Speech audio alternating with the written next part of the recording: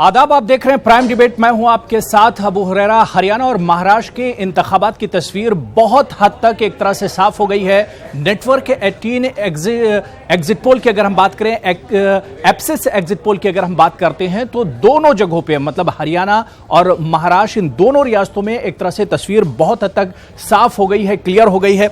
Magic wall के जरिए भी हम आपको समझाने की कोशिश करेंगे कि हरियाणा और महाराष्ट्र में अब क्या कुछ तस्वीर बनकर उभर रही है। जी हां, अगर हम बात हरियाणा और महाराष्ट्र की करते हैं और खासतौर से अगर हम हरियाणा की पहले बात करते हैं तो हरियाणा में कुल असेंबली की 90 सीट हैं और इन सीटों पर बीजेपी एक तरह से बड़ी सबकत हासिल कर रही है। 2019 में 2014 के मुकाबले में 2019 में बीजेपी को और ज्यादा बढ़त बनती दिख रही है।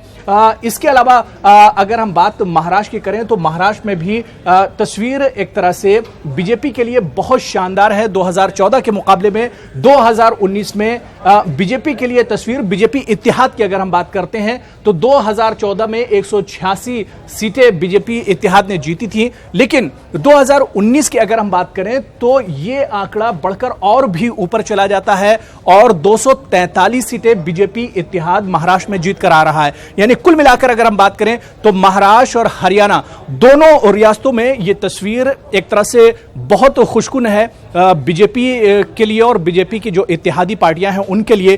तो जाहिर सी बात है कि इन दोनों रियासतों में एप्सिस एग्जिट पोल के जरिए जो तस्वीर है वो बीजेपी के हक में जाती दिख रही है और कांग्रेस को मायूसी हाथ लग रही है। चाहे हम हरियाणा की बात करें और या महाराष्ट्र की बात करें, खासतौर से अगर हम हरियाणा की बात करते हैं तो हरियाणा में कांग्रेस को बड़ा नुकसान हो रहा है और इसी तरह से अगर हम महाराष्ट्र की बात करते हैं तो महाराष्ट्र में कांग्रेस इत्तेहाद को बहुत बड़ा झटका एक तरह से लगता हुआ दिख रहा है। क्या कुछ तस्वीर होगी, क्या कुछ कहना है कांग्रेस के लीडरान का, कांग्रेस की तरफ से अब क्या कुछ बयानात आ रहे हैं, इस पर भी हम बात करेंगे। और प्राइम डिबेट में कुछ खास मेहमान भी मेरे साथ जुड़ेंगे जिनके साथ हम आज के इस एग्जिट पोल पर भी हम बात करेंगे जो नई तस्वीर बनकर उभर रही है। चलिए सीधे हम स्टूडियो चलते हैं और जो हमारे साथ मेहमान जुड़े हुए हैं उनसे हम आगे की बातचीत करते हैं। तो चलिए, बहुत खास मेहमान इस वक्त हमारे साथ जुड़ गए हैं। बहुत जल्दी अपने मेहमानों का आपसे तारुफ करा देता हूं। मेरे साथ professor Satish Kumar political analyst हैं, अखलाक अहमद लीडर हैं कांग्रेस के, सैयद आबिद एडिशनल सेक्रेटरी हैं एमआईएम के, वो भी मेरे साथ जुड़े हुए हैं, एडवोकेट महराज सलाहुद्दीन शेख स्पोक्स पर्सन है, तर्जुमान है शिवसेना के, वो भी मेरे साथ इस डिबेट का हिस्सा हैं, और रजा रिजवी साहब सीनियर सहाफी हैं, वो भी इस डिबेट का हिस्सा हैं। कुछ देर में बीजेपी की स्पोक्स पर्सन शाइना एनसी भी हमारे साथ इस डिबेट का हिस्सा होंगी। अपने तमाम मेहमानों का बहुत इस्तकबाल और वेलकम। मैं सबसे पहले अखलाक अहमद आपके पास आना चाहूंगा। एप्सिस एग्जिट पोल जो कि न्यूज 18 के जरिए एग्जिट पोल कराया गया है दोनों रियासतों में, यानी हरियाणा और महाराष्ट्र दोनों जगहों पर कांग्रेस को बहुत बड़ा नुकसान होता दिख रहा है।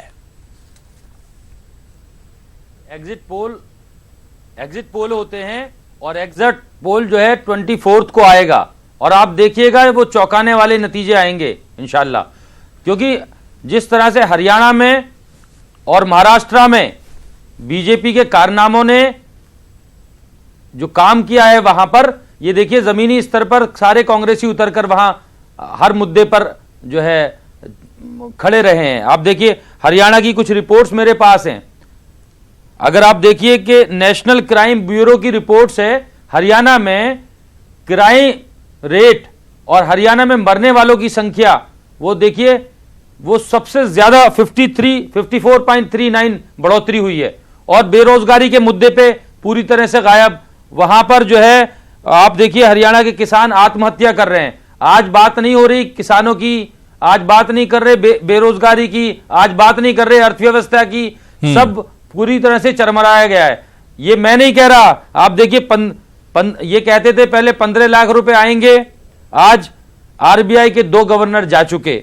आज इकोनॉमिक इससे पहले भी नेटवर्क एप्सिस का एग्जिट पोल आपने देखा होगा। 2019 लोकसभा चुनाव अभी बहुत जल्दी ही निकल कर गया है, अभी उसे 6 महीने भी एक तरह से पूरे नहीं हुए हैं और किस तरह से वो सटीक एग्जिट पोल आया था, सबको उसने एक तरह से चौंका दिया था। बल्कि जो एग्जिट पोल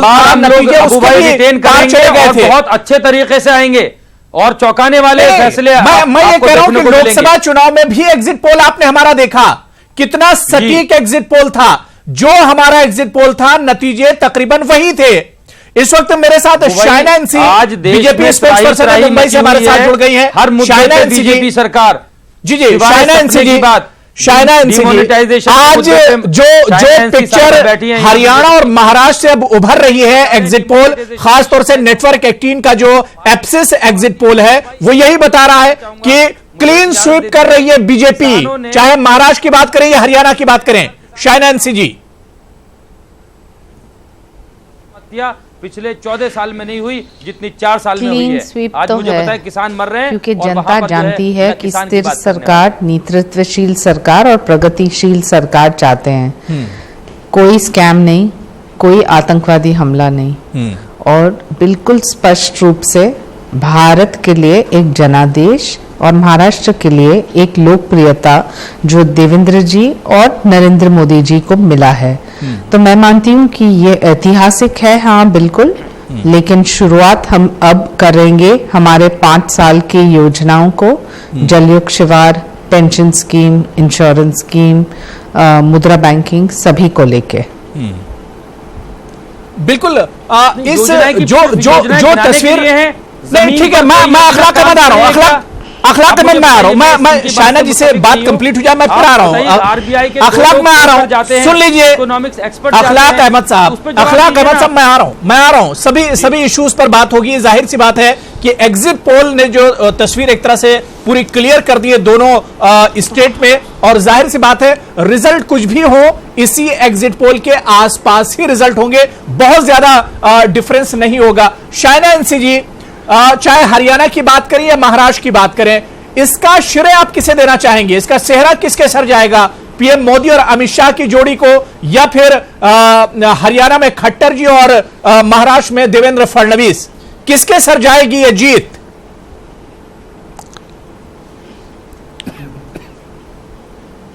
बिल्कुल नरेंद्र मोदी जी और देवेंद्र जी को, और बिल्कुल अमित शाह जी को भी। उन्होंने जिस ढंग से संगठन को इतना मजबूत किया है, 11 करोड़ सदस्य कोई छोटी बात नहीं है आज भारतीय जनता पार्टी के। लोकल लीडर्स खट्टर जी हों या देवेंद्र जी, उनकी भी छवि इतनी साफ सुथरी है, and a crusade against corruption. ठीक है, मैं प्रोफेसर सतीश कुमार जी आपके पास आना चाहूंगा। सतीश कुमार जी, मैं अखलाक से आ रहा हूं, अखलाक से मैं आ रहा हूं। एक लास्ट प्लीज, ठीक है, आप अपना रिएक्शन मुझे बता दीजिए। जब एनसीपी और कांग्रेस की 4 साल पहले सरकार थी, तो देश महाराष्ट्र में जो डेप्थ था वो 2.5 लाख था।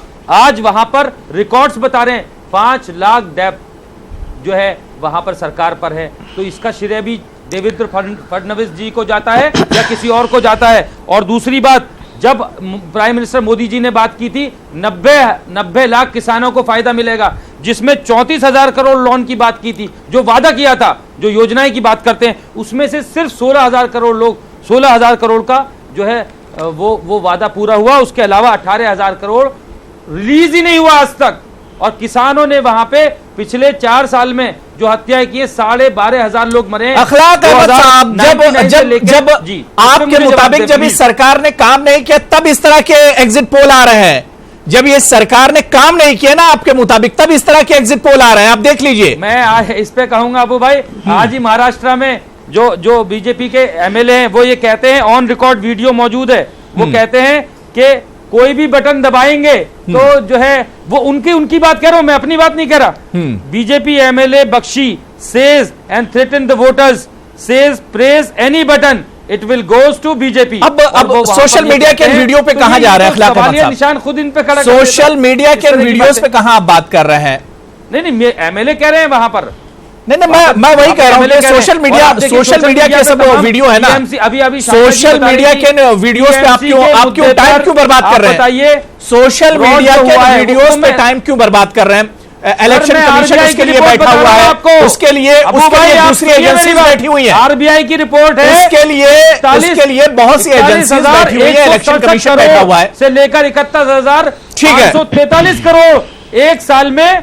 ठीक है, मैं दूसरे गेस्ट के पास जाना चाहूंगा। प्रोफेसर सतीश कुमार जी, हमने देखा कि 2014 के मुकाबले में भी अब जो एग्जिट पोल बता रहा है, एप्सेस एग्जिट पोल की अगर हम बात करते हैं, तो 2014 के मुकाबले में 2019 में तस्वीर और भी ज्यादा उभर कर आ रही है। जो आंकड़े हैं वो और भी शानदार है बीजेपी के लिए। जी अबू भाई, ये तो दिखाई दे रहा है। बताएं इसके कारण क्या है? अब अबू भाई, जैसा कि अखलाक भाई बता रहे थे, बहुत उत्साहित हैं, अच्छी बात है और लोकतंत्र के लिए the X factor is clearly Narendra Modi ji. If you saw him rally after rally, you would realize the kind of support and the kind of public acceptance. Devendra जी की जो छवि है हम सब जानते हैं, he is been an honest leader, कोई corruption नहीं। तो ये जो कॉम्बिनेशन है of Modi ji and Devendra ji has shown that in Maharashtra हम कर दिखा सकते हैं। एंड इट्स द योजनास, वेदर जलयुक्त शिवार हो, pension schemes, insurance schemes, the sky is the limit when it comes to infrastructure projects. Metro की बात करें या फिर कोस्टल रोड और for that matter even the trans harbour link, it is clear that people have seen the work, accepted the work and given the vote. ठीक है professor Satish Kumar ji बात आप पूरी कर लीजिए। आप मुझे बताइए वहां पे 12:30 मैं अखलाक साहब आ रहा हूं, अखलाक साहब मैं आ रहा हूं, अखलाक साहब मैं जवाब दे बात उसका भी तो अखलाक साहब मैं आ रहा जाता है आपके देवेंद्र जी को। अखलाक साहब मैं आ रहा हूं, सतीश कुमार जी बात पूरी कर ले। सारे केस बैठे हुए हैं, भाई सारे केस बैठे हुए, मुझे सबके पास जाना है आज देश में।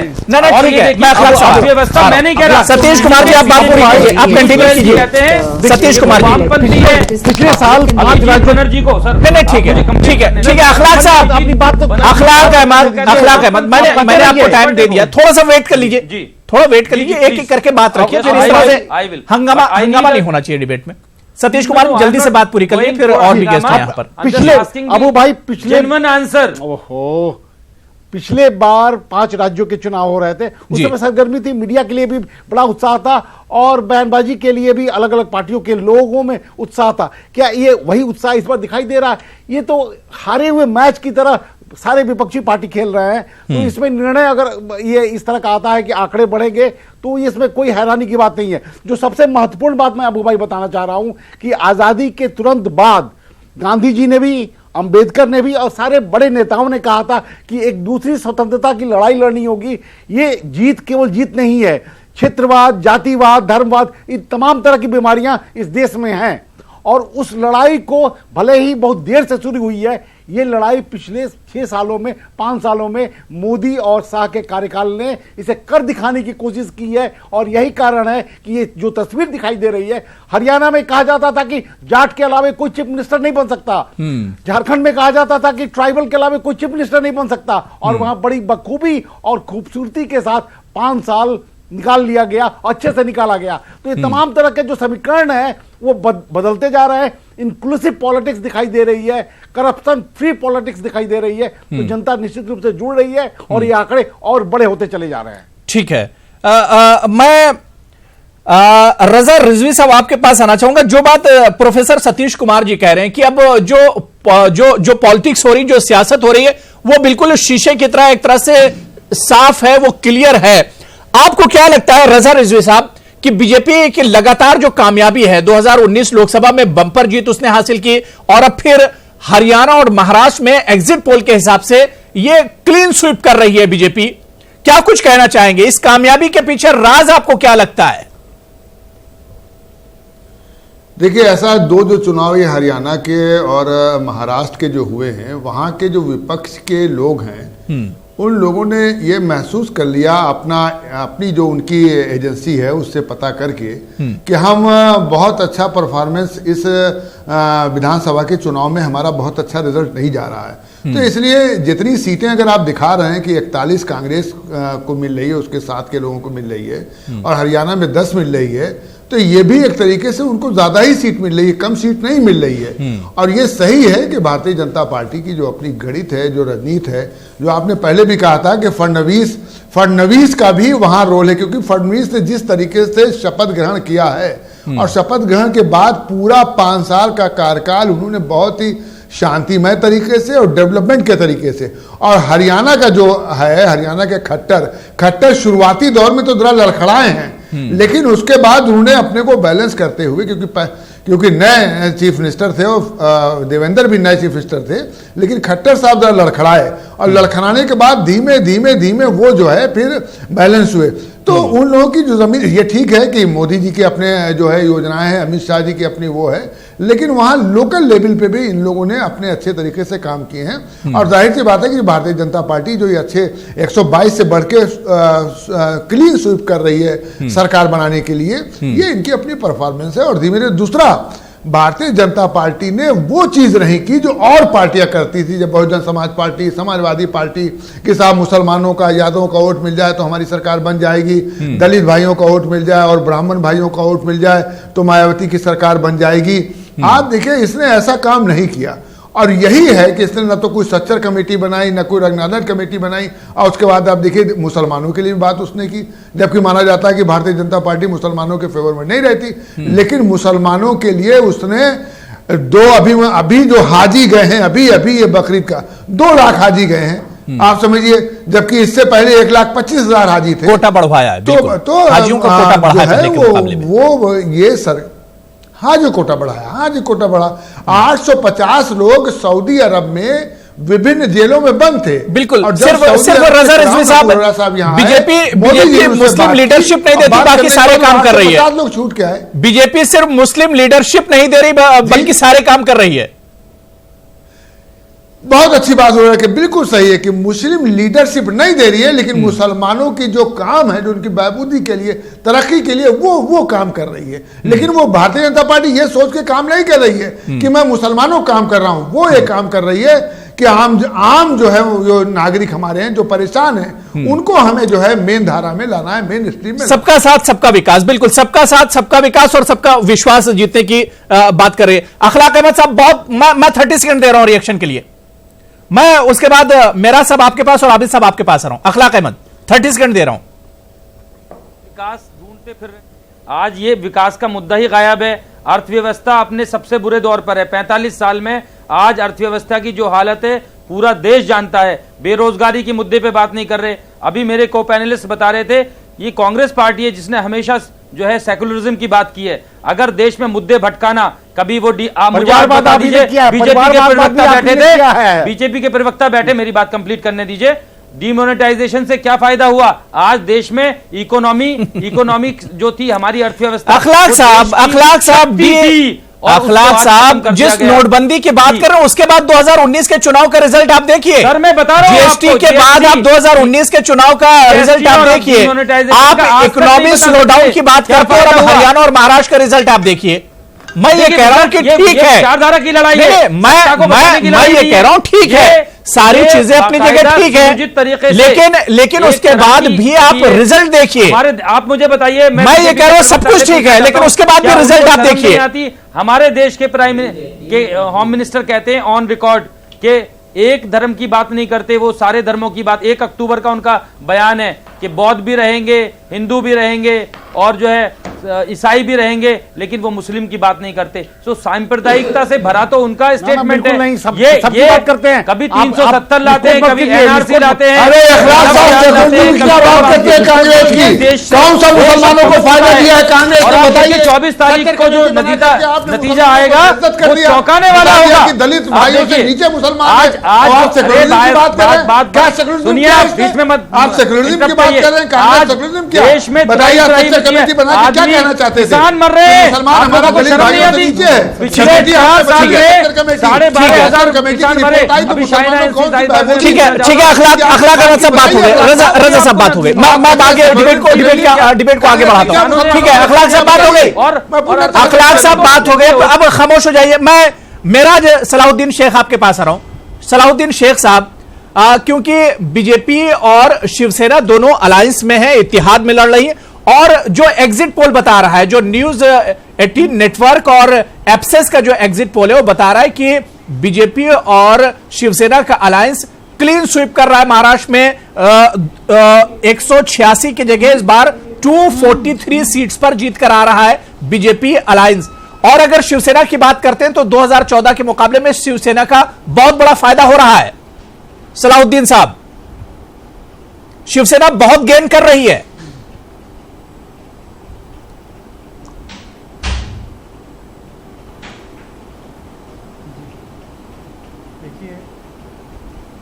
अभी तक मतलब कांग्रेस क्यों हार रही है? अब तक कांग्रेस ने मुसलमानों के जो लोगों के सामने जो पिक्चर रखा है कांग्रेस ने, एक आतंकवादियों का रखा हुआ है।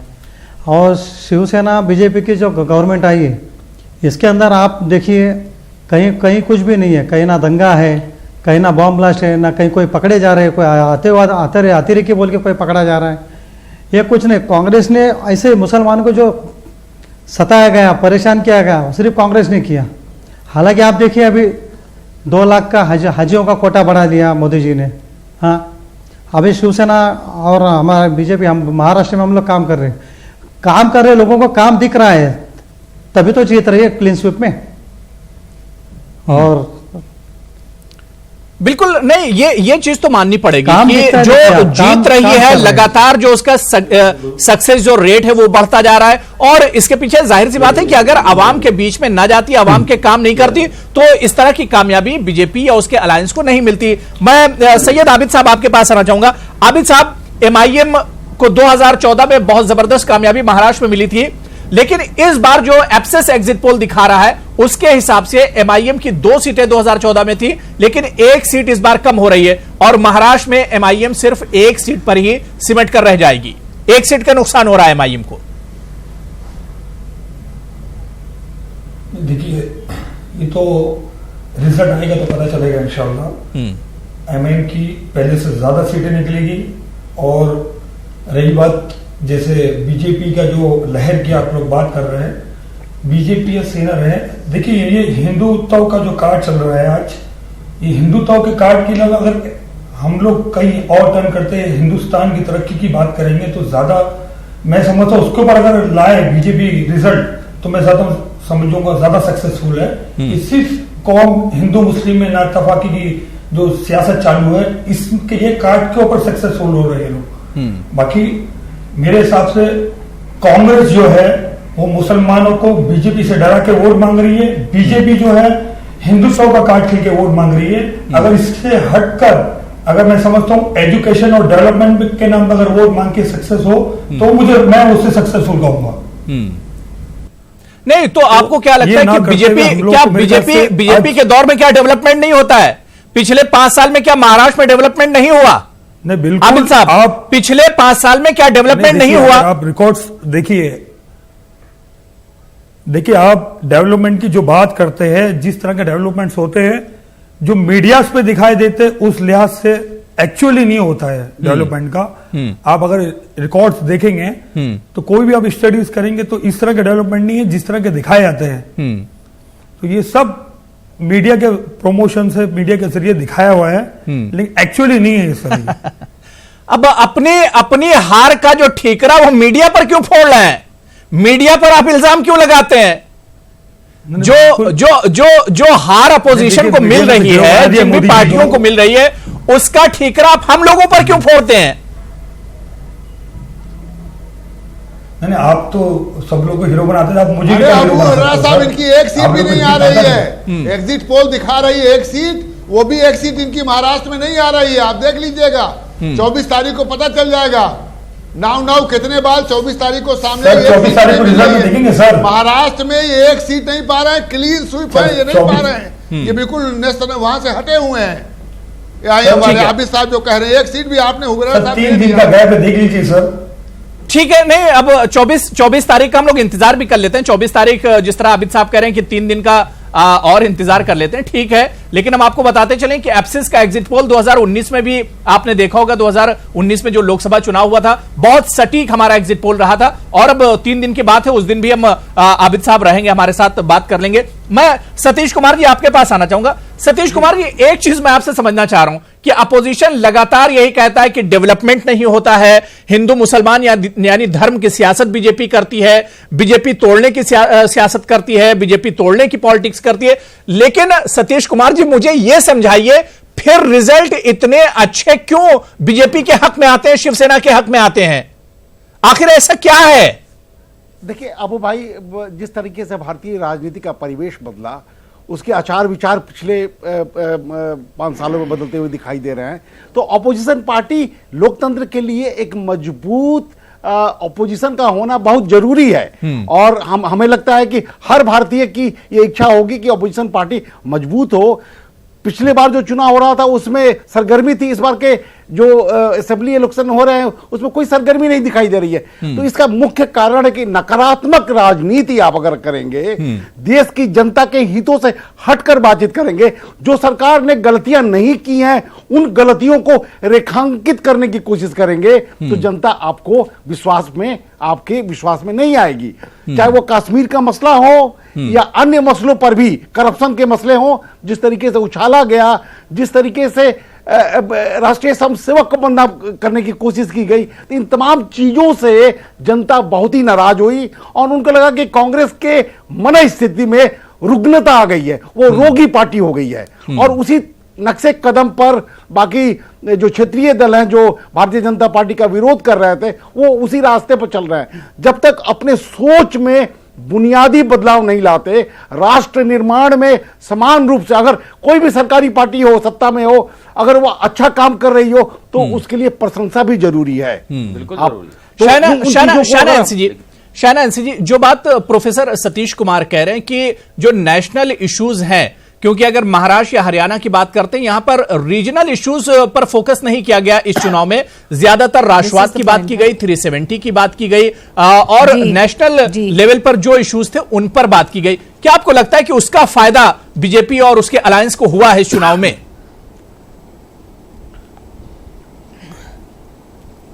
अबू जी, मैं बिल्कुल स्पष्ट रूप से कहना चाहती हूँ, गए वो दिन जहां कोई जात पात धर्म के आधार पर राजनीति कर सकते हैं। यूपी के इलेक्शंस में पता चला कि ट्रिपल तलाक के बावजूद मुसलमान महिला हो या कोई भी कौम की महिला या पुरुष, उन्होंने भारतीय जनता पार्टी को स्वीकारा।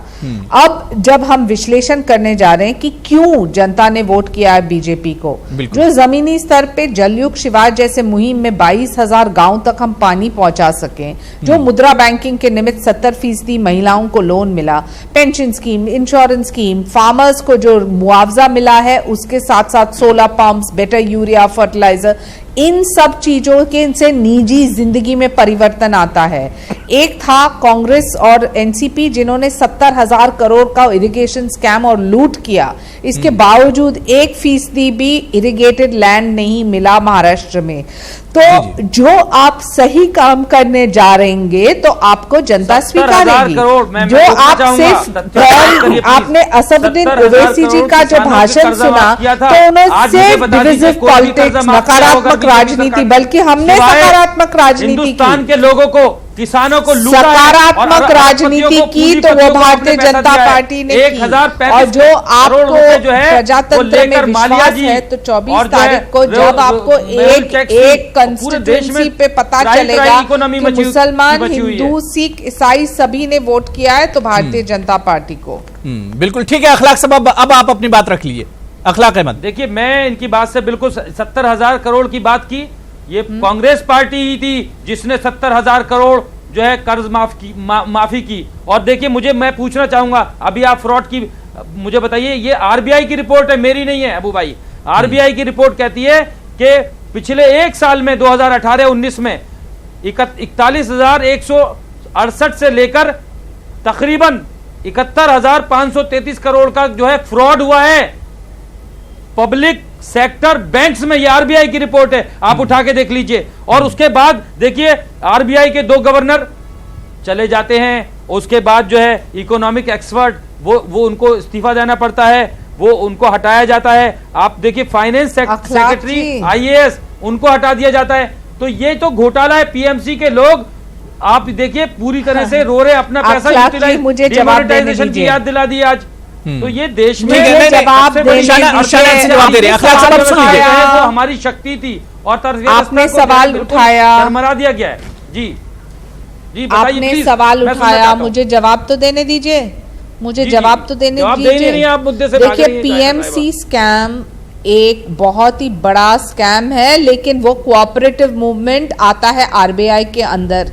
जो निर्मला सीतारामन वित्त मंत्री आई थी मुंबई में, हम सभी रिप्रेजेंटेटिव्स को मिलके एक चीज स्पष्ट किया कि एसेट्स को हम अटैच करेंगे और वो लिक्विडेट करते विक्टिम्स को मिलेगा।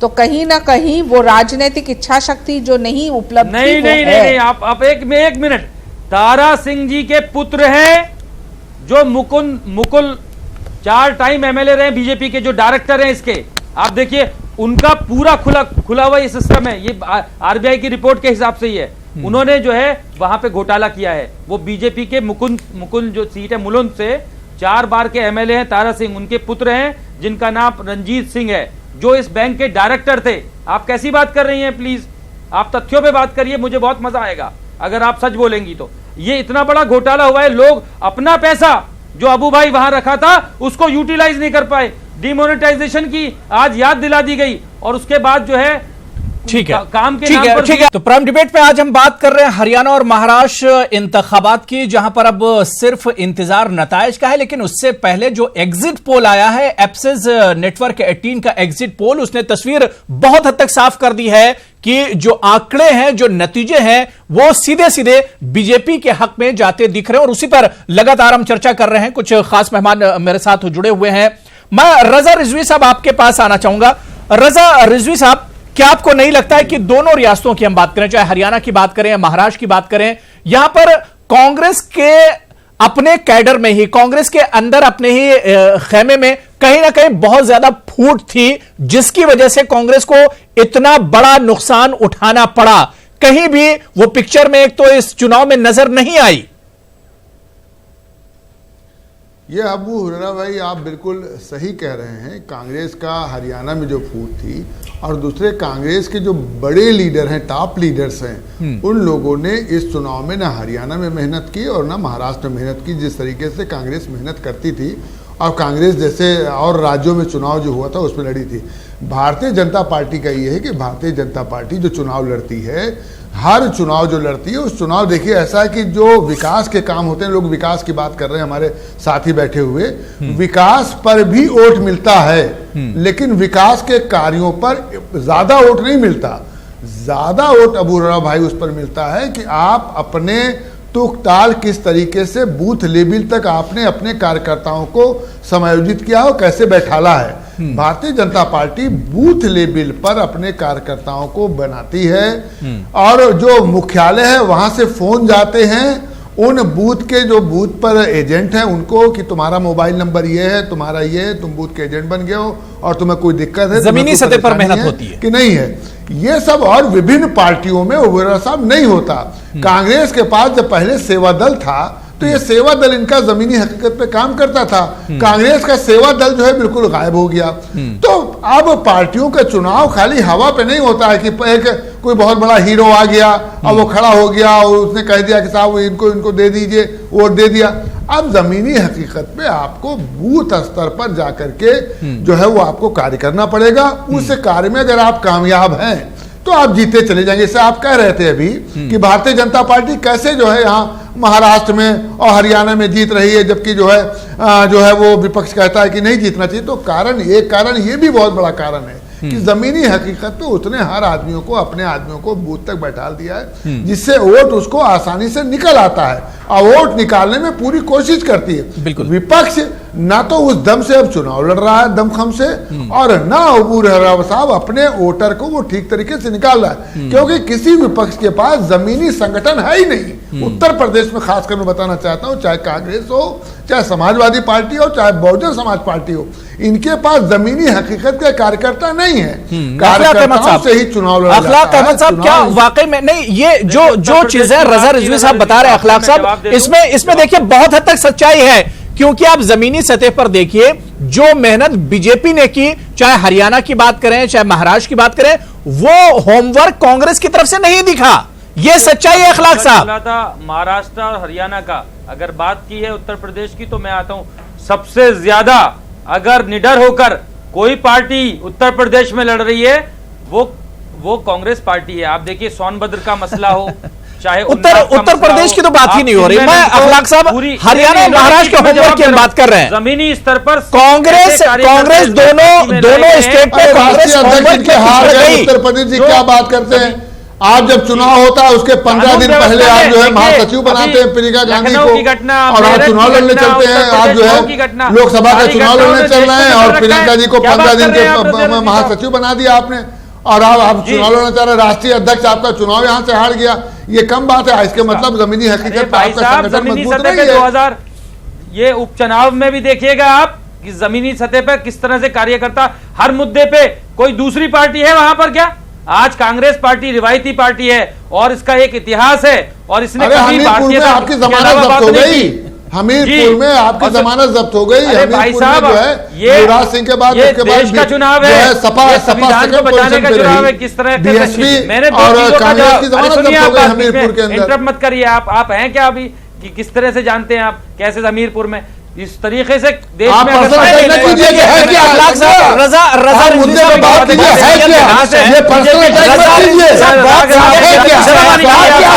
क्योंकि अखलाक अहमद साहब सुन लीजिए, आप इस तरह अखलाक साहब सुन लीजिए, आप हमें सर्टिफिकेट देंगे क्या? अखलाक साहब सुन लीजिए, आपसे मुझे आप बात कीजिए, आप हैं क्या? आप मुद्दे पे बात करें ना, आप तो सीधी जो है उसकी तारीफों में मुलतवी है। आप देश नहीं देख नहीं रहे अर्थव्यवस्था की क्या? अरे आपको बता रहा हूं कि प्रियंका गांधी को लोकसभा के चुनाव के 15 दिन पहले महासचिव बनाया। आप सुनिए, गलत कह रहा हूं मैं, बुरी लग रही होगी बात, पता नहीं आप बीजेपी के किस तरीके से बातें कर रहे हैं। बुरी नहीं लगती मुझे। इकोनॉमिक्स एक्सपर्ट अरविंद सुब्रमण्यम स्वामी, आप देखिए जो अभिजीत बनर्जी हैं, इकोनॉमिस्ट हैं, देश के नोबेल पुरस्कार मिला है उनको, उन्होंने कहा अर्थव्यवस्था खतरे में है। क्या वो गलत बोल रहे हैं? आप बताइए, मुझे जवाब दीजिए। ठीक है, अखलाक साहब आपकी बात जनता समझ रही है। ठीक है, अखलाक साहब एक सेकंड और दे दीजिए। ठीक है, अखलाक साहब सवाल पूछा था, अखलाक अहमद साहब, पीएमसी अखलाक साहब सुन लीजिए, उस पर जवाब दे दीजिए। अखलाक साहब, बीजेपी के जो तारा सिंह है वो इन्वॉल्व है कि नहीं है? अखलाक साहब सुन लीजिए, अखलाक साहब, हिंदुस्तान, अखलाक अहमद साहब सुन लीजिए, अखलाक साहब सुन लीजिए। मैं ये कह रहा हूं कि बहुत अच्छे आप जो तथ्य हैं उस पर बात कर रहे हैं, जो आंकड़े उस पर बात कर रहे हैं, बड़ी अच्छी तैयारी करके आप आए, लेकिन इस पूरी तैयारी का हल क्या निकलता है? इतने ज्यादा जवाब आपने पेश कर दिए, इतने ज्यादा तथ्य आप रख रहे हैं, लेकिन मैं सिर्फ ये कह रहा हूं, लेकिन फिर भी आप देखिए कि बीजेपी लगातार बढ़ती जा रही है, बीजेपी का कद बढ़ता जा रहा है। कितनी भी कमियां आप गिनाइए उसमें, लेकिन आखिर आवाम उसे मानने के लिए तैयार नहीं है। मेरा कहने का मतलब यह है कि आवाम उसे मानने को तैयार नहीं है। नहीं, आवाम मानेगी।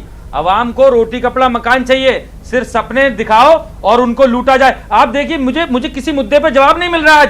अगर आप अपने दिल पे रजा रिजवी भाई और आप जो शाइना अंसी साहिबा बताइए कि किसान मर रहे हैं, आपके लिए निंदनीय नहीं है? ये रिकॉर्ड्स है, मैं नहीं कह रहा। नहीं, तो कांग्रेस के दौर में क्या किसान नहीं मरे हैं?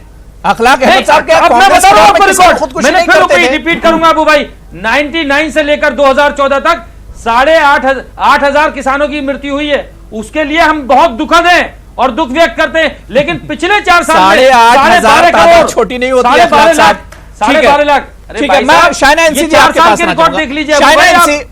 ठीक है, शाइना जवाब दीजिए। शाइना एनसी घोटाले पे अभी बताया, शाइना एनसी जी क्या इस चुनाव में कांग्रेस की वीकनेस से भी एक फायदा बीजेपी और उसकी अलायंस को मिला? चाहे हम हरियाणा की बात करें, महाराष्ट्र की बात करें, दोनों जगहों पर हमने देखा कि एक दरार थी, एक फूट पड़ी हुई थी कांग्रेस के अंदर। कई बड़े जो चेहरे कांग्रेस के थे वो पार्टी छोड़कर चले गए। इस वीकनेस का फायदा बीजेपी ने उठाया।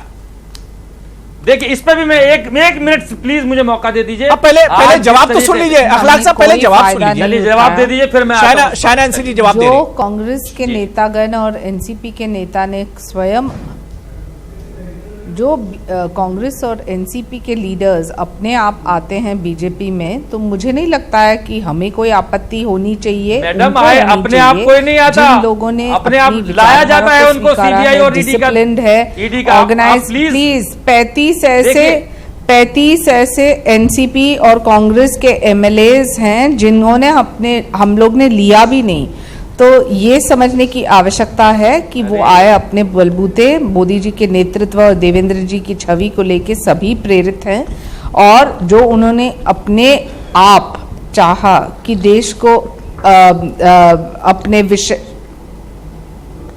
हेलो जी, आपकी आवाज आ रही है। शाइना जी आवाज आ रही है। शाइना जी तथ्यों पे बात करिए। मेरा आवाज डीके शुक्ल, नहीं, आपकी आवाज आ रही है। शाइना जी आवाज आ रही है, कंटिन्यू कीजिए। अहमद पटेल साहब चुनाव लड़ रहे थे, उन्होंने अपने विधायकों को समर्थन में रखा उनको आज तथ्य जेल में ये डाला हुआ है कि जो लोग भारतीय जनता पार्टी को स्वीकार कर रहे हैं तो वो अपने बलबूते आ रहे हैं। हमने एक स्क्रीनिंग प्रोसेस रखा है और वो 10% है पूरे सीट्स। आप 160 से ज्यादा हमारे एवरेज में 10 से 15 से ज्यादा लोग नहीं हैं जो बाहर के आए हैं।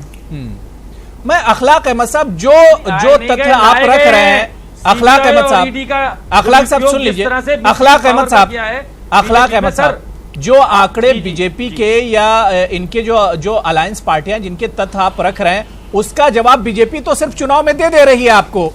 उसका जवाब आपको और किस तरह से चाहिए? उसका जवाब आपको चाहिए किस तरह से? बीजेपी चुनाव में तो उसका जवाब दे रही है आपको। सिर्फ इसलिए गठबंधन किया ताकि लोगों की वोट बट न पाए, और ये अकेले चुनाव नहीं लड़ रहे थे। इसीलिए आपने देखा होगा कितने चैनल पे कभी वो कहते थे सीएम हमारी पार्टी का बनेगा, कभी कहते थे ये तो मैं आज मुद्दों पे बात करना चाहता हूं। मुझे दोनों मुद्दों पे कोई जवाब नहीं मिला। मैंने पूछा कि बीजेपी के जितने भी मुद्दे हैं, अखलाक अहमद साहब अखलाक अहमद साहब, मैं ये कह रहा हूं,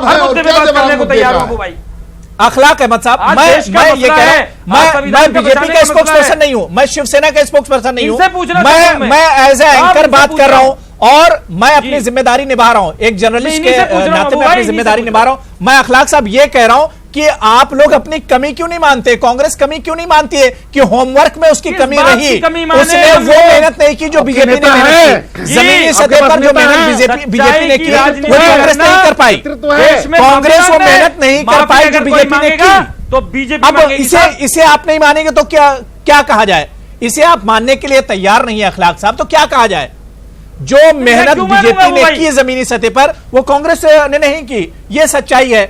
मैं सैयद आबिद साहब आपके पास आना चाहूंगा। आबिद साहब बहुत देर से आप वेट कर रहे हैं। आबिद साहब मुझे एक चीज समझाइए, क्या आपको नहीं लगता है कि पूरा अपोजिशन जो है एक तो बहुत परेशानी का शिकार है और अपोजिशन अलग अलग बटा हुआ है, जिसकी वजह से भी बीजेपी को लगातार एक तरह से जीत मिलती जा रही है, लगातार उसका जो परफॉर्मेंस है वो बेहतर होता जा रहा है क्योंकि अपोजिशन बटा हुआ है? आबिद साहब देखिए, बिल्कुल अपोजिशन तो बटा हुआ है ही, लेकिन मैं आपसे बात करना चाहूंगा सर कि बीजेपी ने आवाम को एक बहुत अच्छा ख्वाब दिखाई है और उस बिना पे तरक्की है बीजेपी की। जिस दिन ये ख्वाब टूटेगा, क्योंकि आज जमीनी हालत जो है कारोबारी लिहाज से या जो भी, जिस दिन ये ख्वाब टूटेगा तो बीजेपी को कुछ और ही रिजल्ट आएगा। अभी तक ये ख्वाब की दुनिया में चल रहे हैं आवाम।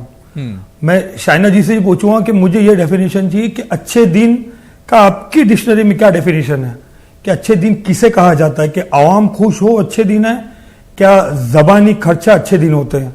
मैं इसका जवाब भी चाहूंगा आप लोगों से। क्या अच्छे दिन आप किसे अच्छे दिन कहते हैं? ठीक है, शाइना जी जवाब दे रही।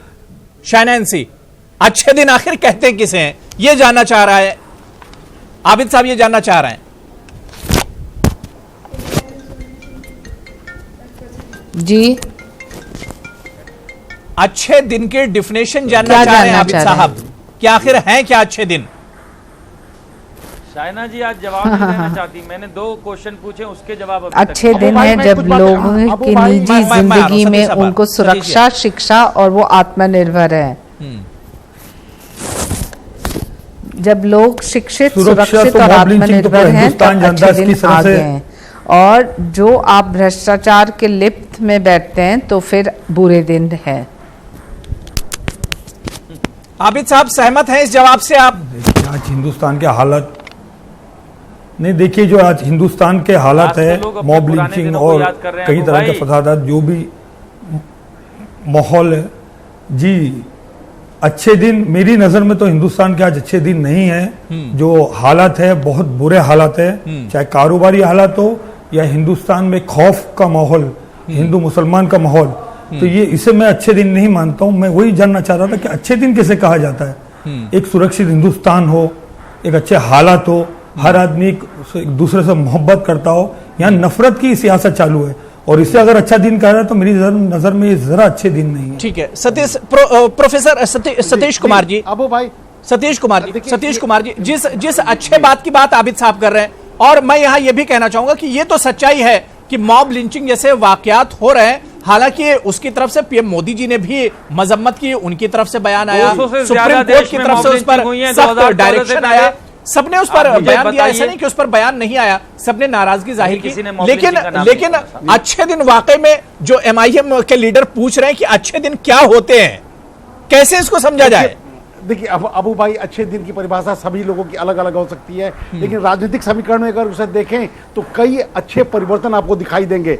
आंकड़े आप पहले लोकसभा चुनाव से लेकर 2019 के चुनाव तक ले सकते हैं। आज भारतीय जनता पार्टी के जितने भी एमपी या भारतीय जनता पार्टी के शासित प्रदेशों में विधायक जितने भी हैं, उन आंकड़ों को अगर आप ले लें तो आप देखेंगे कि मतलब जो सेशन चलता है उसके बाद या तो वो मंत्री अगर नहीं है तो उनको अपने क्षेत्र में कार्य करने का निर्देश दिया गया है पार्टी की तरफ से। ये परंपरा पहले नहीं थी, और इन आंकड़ों को उठाकर देख ले तो बाकी अन्य राजनीतिक दलों के जो एमपी हैं उनसे आपको पता चलेगा कि भारतीय जनता पार्टी का ये सीधा निर्देश है कि आप अपने, अगर सेशन नहीं चल रहा है तो अपने क्षेत्र में रहेंगे। ये एक अच्छी परंपरा थी। भारतीय किसी भी राजनीतिक दल का निर्माण कैसे होता है, आजादी के बाद से लेकर अभी तक का उसका मूल्यांकन किया जा सकता है। विधायक बनने का मतलब और सांसद बनने का मतलब कि अय्यासी भरा जीवन, खूब पैसा और पावर, उन तमाम चीजों को पिछले कुछ सालों में तोड़ने की कोशिश की गई है। हम ये नहीं कह रहे कि सारी चीजें इकट्ठा कर ली गई हैं और जीवन बहुत बेहतर हो गया है। अभी लंबी दूरी तय करनी है, कई ऐसे प्रयास करने हैं जहां से लोगों के जीवन स्तर को उठाया जा सके। आर्थिक तंगी है, बिल्कुल यह सही माना जा रहा कहा। है। चिन्मयानंद और सेंगर जैसे ऐशो आराम की जिंदगी इन्होंने बहुत अच्छे एक्सप्लेन की, और मेरे ख्याल से बीजेपी के प्रवक्ता बैठे हैं वहां पर। आप तथ्यों पे बात करिए, किस तरीके से पूरे देश में की जा रही है। मैं ये आंकड़े सम्मान करता हूं, पढ़ाई आप के पॉलिटिकल एनालिस्ट वाली बात करिए, आप वहां बीजेपी की वकालत मत करिए। बीजेपी की वकालत में बिल्कुल आप में कर रहे मैंने हैं कहा कि कांग्रेस पार्टी मजबूत होगी, अपोजिशन मजबूत होगा तो देश के लिए, देश की बात करिए ना। अच्छा होगा। इकोनॉमी सबसे बुरे दौर में है, 45 साल पीछे है। आप कबड्डी के खेल में, आप कबड्डी के खेल में देखिए खुद अपने आप को मार रहे हैं। अमेरिका ने खुद कहा था आत्मघाती अगर कोई हमारा मुकाबला अर्थव्यवस्था में कर सकता है तो वो भारत है, वो भारत है, वो भारत है। अमेरिका ने कहा था ये, और आज हमारे देश की इकोनॉमी में त्राही मची हुई है, और लोग जो है और राजनीतिक सीखने के लिए, मुद्दों से हटाने के लिए सुनियोजित तरीके से आप देखिए वहां पर निवेश करके, और किस तरह ये महाराष्ट्र था कांग्रेस के टाइम में निवेश में सबसे नंबर 1 आता था। मेरा सलाउद्दीन में आपको बात करना चाहूंगा, बहुत देर से वेट कर रहे हैं, घटकर अखलाक 7.1 आ गई है। अबू भाई ठीक है, मेरा सलाउद्दीन साहब मैं आपके पास आ रहा हूं। सलाउद्दीन शेख, मैं ये जानना चाह रहा हूं कि जो एग्जिट पोल एप्सिस का जो हमारा जो एग्जिट पोल है उसमें शिवसेना भी एक मजबूत पार्टी बनकर उभर रही है। जाहिर सी बात है, हमने पिछले 5 साल में देखा कि शिवसेना बीजेपी के लगातार पैर खींचती रही है, कहीं ना कहीं लगातार वो तनकीद करती रही है। अब जब शिवसेना भी मजबूत होगी तो आखिर क्या बात दोनों की बनेगी? दोनों साथ साथ में और मजबूती से रह पाएंगे बीजेपी और शिवसेना? ये मेरे मुंह का सवाल आपने पूछ लिया अबू भाई। ये आप अबू भाई आप बराबर बोल रहे हैं कि तनकीद जो दी जा रही थी काम करा के लेने के लिए, और काम होते चले गए, काम किए गए। हर बात पर जो काम हट जाते थे तो उनको तनकीद दी जाती थी, और लोगों को लगता था कि ये लोग झगड़ रहे हैं, लड़ रहे हैं, लेकिन नहीं, काम होते चले गए। आप अभी देखिए, आप देखिए मुंबई में एक आदमी, सुनिए जी कंटिन्यू, काम सब हुए। बंबई में आप घूमो, कहीं भी जाओ, मुंबई में, महाराष्ट्र में आप घूमोगे तो आपको काम चलता हुआ नजर आएगा। काम जैसा कोस्टल रोड चालू है, कोस्टल रोड का काम चालू है, और इसका क्या नाम, इसका शाहना जी मैं आ रहा हूँ, शाहना जी मैं आ रहा हूँ, सुन लीजिए शाहना जी, सुन लीजिए जी। ये नहीं, ये भी है अपना क्या नाम उसका, मेट्रो का काम देखो, यानी इतना फास्ट काम चालू है। आप देखोगे पिछले 5 सालों में इतना तेजी से काम हुआ है, इसके पहले कभी नहीं हुआ ऐसा, और इसीलिए तो एग्जिट पोल में आ रहे चुन के सब। बिल्कुल नहीं, बिल्कुल जाहिर सी बात है, काम होता हुआ नजर आ रहा है। महाराष्ट्र में आप देखिए, महाराष्ट्र में बिल्कुल काम हो रहा है। शक की नजर से इस वजह से शेख साहब देखा जाता है मेरा साहब, क्योंकि लगातार 5 साल तक बीजेपी काम करती रही और बीजेपी के काम पर तनकीद शिवसेना की तरफ से होती रही। इस वजह से मैंने सवाल किया था। मैं रजा रिजवी साहब आपके पास आना चाहूंगा। हम लोग साथ में काम कर रहे हैं। इस पूरे डिबेट से दो सवाल मेरे जहन में। रजा रिजवी साहब, एक तो क्या आपको लग रहा है कि लोकसभा चुनाव से कांग्रेस अभी तक नहीं उभर पाई है, और दूसरा सवाल ये, क्या आपको लगता है कि कांग्रेस वाकई में उसके हौसले पस्त होते जा रहे हैं? लगातार जिस तरह से शिकस्त होती जा रही है, 2019 लोकसभा चुनाव में कांग्रेस ने नहीं सोचा होगा कि इतनी बुरी शिकस्त उसे होगी, और अब हरियाणा और महाराष्ट्र में भी बहुत बुरी शिकस्त होने जा रही है। पता नहीं क्यों कांग्रेस अबू हुरैरा भाई अपने को बिल्कुल जो है एक डिप्रेशन की तरफ लेके चली जा रही है। जैसे हमारे लायक दोस्त अभी अखलाक साहब कह रहे थे कि साहब आरबीआई का मामला और फलाना मामला और नौकरी का मामला और इसका मामला सब कह रहे थे। आप देखिए जनता की बात है, मेरी बात नहीं है, चैनल पे बैठ के आरबीआई की रिपोर्ट है रजा भाई। अखलाक साहब जो बिल्कुल बिल्कुल जो वो रिपोर्ट होगी, वो रिकॉर्डिंग रिपोर्ट है। बैठ के भी चैनल पे जितनी बातें कह रहे हैं, इतनी ही बात इनके प्रत्याशियों ने अपने क्षेत्र में कही है, हरियाणा में भी और महाराष्ट्र में भी इनके कैंडिडेटों ने कही है, इनके पार्टी ने कही है। पूरी बात कही है जो आज ये चैनल पे बैठ के कह रहे हैं। और पूरी बात जब आम जनता के बीच में गई तो आप देखिए महाराष्ट्र का जो एग्जिट पोल आया है उसमें उनके एक्स चीफ मिनिस्टर जो है चौहान साहब हारते हुए नजर आ रहे हैं। तो मैं ये अखलाक से कहना चाहता हूं कि चैनल पे बैठ के जो आप बता रहे हैं, यही पूरी बातें जो है उन कैंडिडेटों ने बताया अपने क्षेत्र में, लेकिन वो आम जनता ने उस बात को एक्सेप्ट क्यों नहीं किया? और अगर अखलाक साहब इतना तो तय है कि कांग्रेस को जमीनी सतह पर काम करना होगा और इस पर बहुत ज्यादा गौर फिक्र करने की जरूरत है अखलाक साहब कांग्रेस को। भाई बिल्कुल, मैं ये कहूंगा, उस पर अल्लामा इकबाल का एक मशहूर शेर है कि गिरते हैं सहसवार ही मैदान जंग में, वो तिफल क्या गिरेंगे जो गिरने के बल चले। समझिए जरूरी है, और उठ के क्या ये समझिए आपको दौरे तबाही है और इतना गिर गए कि घोड़े ने दौरे तबाही है, पत्थर की अदालत में शीशे की गवाही है, और कहीं ऐसी तफसील नहीं मिलती दुनिया में। नहीं तो बार बार गिरना भी नहीं सही है अखलाक साहब, जो नहीं, बार बार नहीं गिरते हैं। हम लड़े हैं सच्चाई से, बार बार गिरना सही नहीं है, और वो बार बार आप इसका मतलब जो गिर रहे हैं उससे सबक नहीं ले रहे हैं। बार बार जो आप गिर रहे हैं उससे आप सबक नहीं ले रहे हैं। कांग्रेस को सबक लेने की जरूरत है, और ईडी का कांग्रेस को सबक लेने की जरूरत है। आप अगर बार बार गिर रहे हैं तो उससे आपको सबक लेना चाहिए कि आखिर बार बार गिर क्यों रहे हैं। और यही मैं कहना चाहूंगा कि कांग्रेस को और पूरे अपोजिशन को असरनो इस पर गौर करना होगा कि आखिर कमियां और खामियां कहां पर रह जाती हैं। और जो एग्जिट पोल है, एप्सिस एग्जिट पोल, उसने एक तरह से इन नतायज की तस्वीर बहुत हद तक साफ कर दी है, और जो सही तस्वीर होगी वो 24 तारीख को एक तरह से पता चल जाएगी, और न्यूज 18 उर्दू सबसे पहले और सबसे सटीक नतीजे अपने नाजरीन तक पहुंचाएगा। बहुत बहुत शुक्रिया साइना अंशी हमारे साथ जुड़ने के लिए, प्रोफेसर सतीश कुमार जी, अखलाक अहमद साहब, सैयद आबिद साहब, मेराज सलाहुद्दीन और रजा रिजवी साहब, सभी का बहुत बहुत शुक्रिया प्राइम डिबेट में जुड़ने के लिए और अपनी बातचीत रखने के लिए। आदाब।